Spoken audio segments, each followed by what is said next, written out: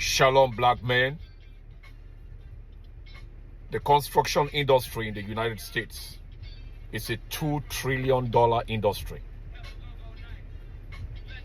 And it's about time that black men, especially young black men without advanced education, should begin grouping themselves and going after these construction jobs heavy. In all the major cities in America, especially so those cities that have a significant population of our people, in government, in state government, in local government as well. And I want to tell you all, it's extremely easy to get contracts from major construction companies with very little organization.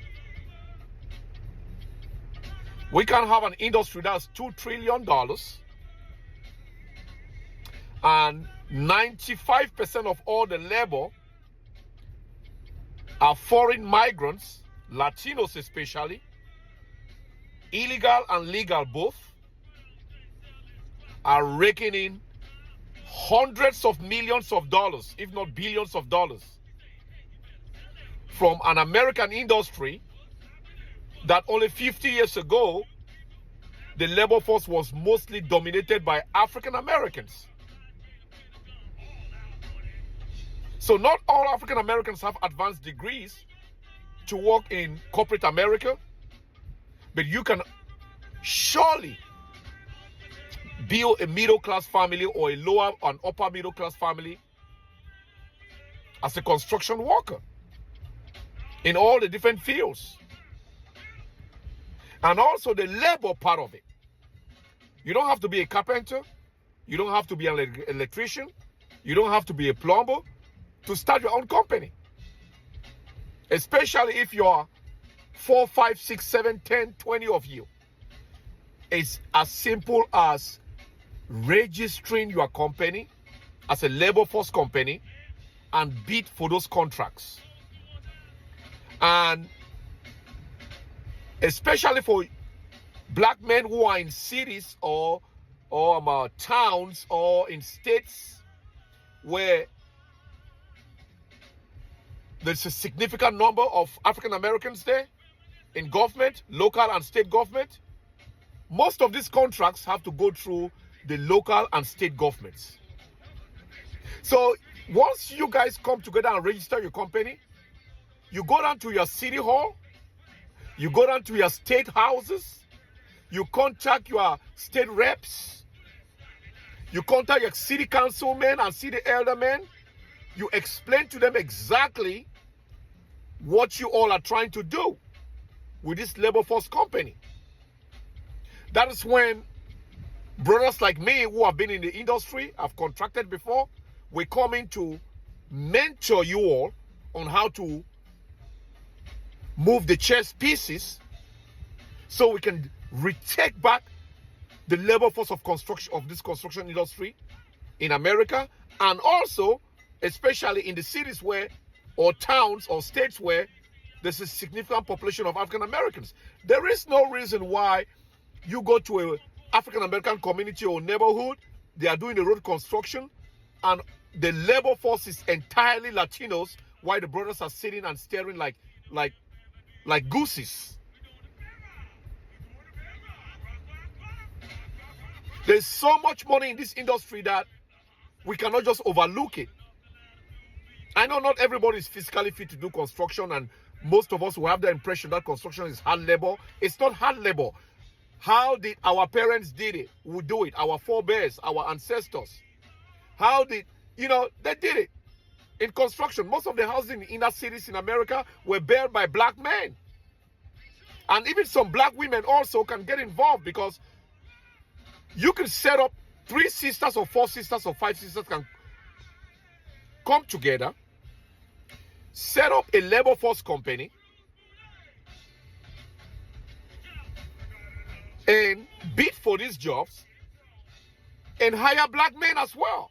So it's not just black men setting up these companies. Sisters can also set up these companies and hire black men, their brothers, their sons, their nephews.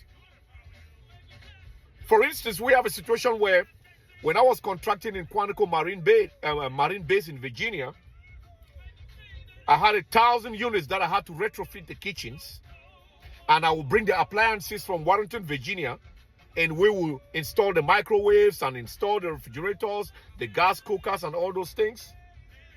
One of the contracts at the base was actually owned by a Latino contractor, and I believe that Latino contractor was a female. She was probably born here. She was not illegal immigrant. And her entire crew was Latino men and women, mostly women. What they were doing is they were cleaning the new constructions. That's also part of construction. Because once the building is built, a skyscraper or a community from Ryan Home or any of these big builders, they need a cleaning labor force contractor. And so, depending on the size of the community, some of those contracts can run into the hundreds of thousands. And these are companies that sisters can form, hire other sisters, black sisters, hire other black brothers. That's a construction cleaning crew. It's different from going and cleaning offices. It's a construction cleaning crew. That's a crew that comes in after a construction has been completed. That crew do the cleaning. So we have to be systematic and strategic how we take this job. So beginning by the end of this year, I will begin doing consultations to help young black contractors or young black guys or young black women who want to come together to form this type of companies. I can coach them on how to go about it and how to apply for the contracts and how to use the leverage that they have in the state house, the city council, where it's predominantly, especially in city councils that are predominantly African American. These things are very easy to do. You know, I mean, I cannot say everything that is supposed to be done on this video, but this short video is just to let you all know that it's possible for African Americans to reclaim and retake the labor force in a $2 trillion industry, $2 trillion industry, that is the construction industry in the United States. And sometimes not everything has to be said on social media, right? Because we have to keep some confidentialities as well. So my YouTube page, I'm going to be using that YouTube page, and I will create a subscription base where I can organize those webinars through my YouTube page to teach young African American men and women how to tap into this $2 trillion in the construction industry in the United States. So these things are possible. Look at Washington, D.C. Washington, D.C. has been transformed overnight from back in the late 80s to the 90s, and look at it today. I mean, 90% of Washington, D.C. is new structures. It's billions of dollars that has been spent in the reconstruction of Washington, D.C. How much of that money went to the black community in Washington, D.C.? I don't even think it's up to 1%. The Latinos made more money in the reconstruction of Washington, D.C. than the African Americans who have been living there for generations. Make that make sense. Latino workers, construction workers, have made billions of dollars from the reconstruction of Washington, D.C., while the native African Americans in Washington, D.C. gained nothing from it. So we have to change that. The building continues. Baltimore, Philadelphia, New York, Delaware, Miami, Atlanta, St. Louis, Columbus, name it, Newark, New Jersey. There are a lot of opportunities for African Americans to tap into this industry. So the goal is for black folk, black men especially, to come together and start forming these construction labor force companies that can eventually become unions if you know what you're doing. I'm really appealing to the brothers. You guys got to start taking these jobs, man. These Latinos are making billions of dollars year in, year out. Young black men, you got to start taking these jobs, man. These are jobs that can morph, that can transform the black community in America. These are jobs that you can use as stepping stones to start buying your own gas stations, opening your own grocery stores, opening your own restaurants, and stop going and buying taco from people who don't like you, or fried rice from people who don't give a damn about your well-being. This is an all hands on the deck approach that includes not only exclusively our African American brothers and sisters, but also black immigrants from the Caribbean and from Africa. You got to team up. You got to team up economically. Forget about that diaspora wars, those identity bullshit. Team up and go after certain industries in America that control the economy so you can have your own slice of the pie. And I guarantee you, European Americans, even white Americans, they want to work with black folk. They want to work with black folk because the history of America has been between African Americans and European Americans. No matter how shady or how bad that history is, but the history is there for hundreds of years. So not all European Americans are actively looking for ways to stifle African American growth, economic growth. Because we can certainly say, we know it's true, European Americans are responsible for 90% of all the jobs that African Americans are doing in America. Why can't we use those jobs as stepping stone to start our own businesses, our own work crews that will become contractors, subcontractors? Instead of just remaining workers, we can become subcontractors. That's what the Latinos are doing. And we got to take all that back from them. Because at the end of the day, our African American brothers, your forefathers and foremothers, their blood, sweat, and tears is soaked in the land.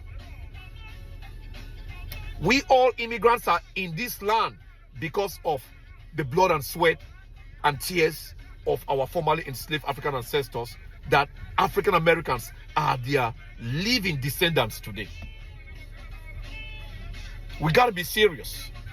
Stop all the political nonsense, marching and protesting, and focus on the Commonwealth. Stop all this political bullshit, right? Political talk is not taking us nowhere. Focus on the bag. Focus on the money.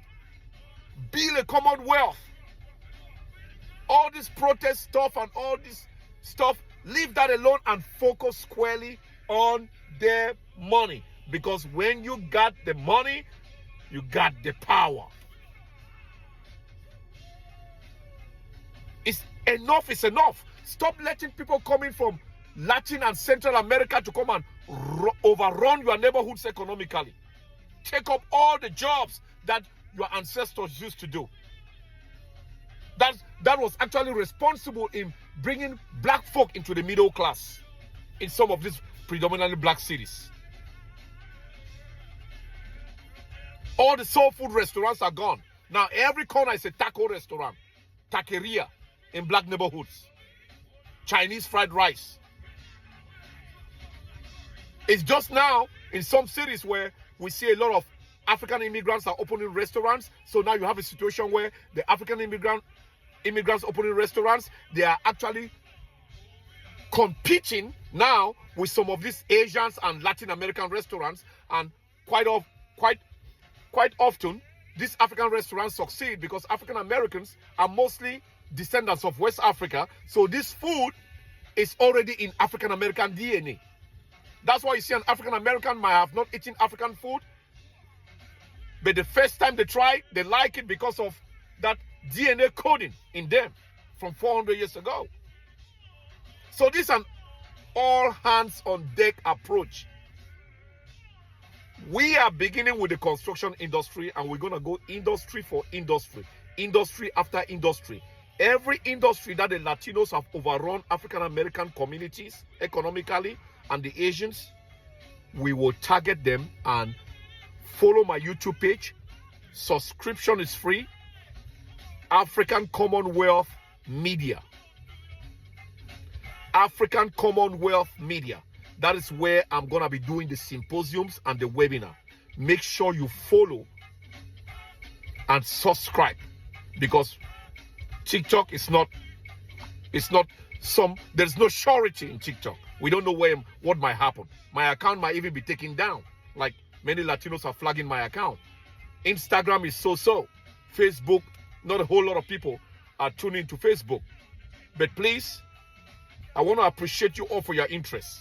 But if we have to make this thing work, we have to tune in, we have to listen, and we have to take action. And I'm willing to go to black communities all across the United States to hold symposiums and teach young black men how to take over the construction labor force within the construction industry in America. $2 trillion is a whole lot of money on the table for black men and the black community. Ciao. So until then, go to my YouTube page, African Commonwealth Media, and subscribe. It's free. And we're going to get this thing cracking $1 at a time.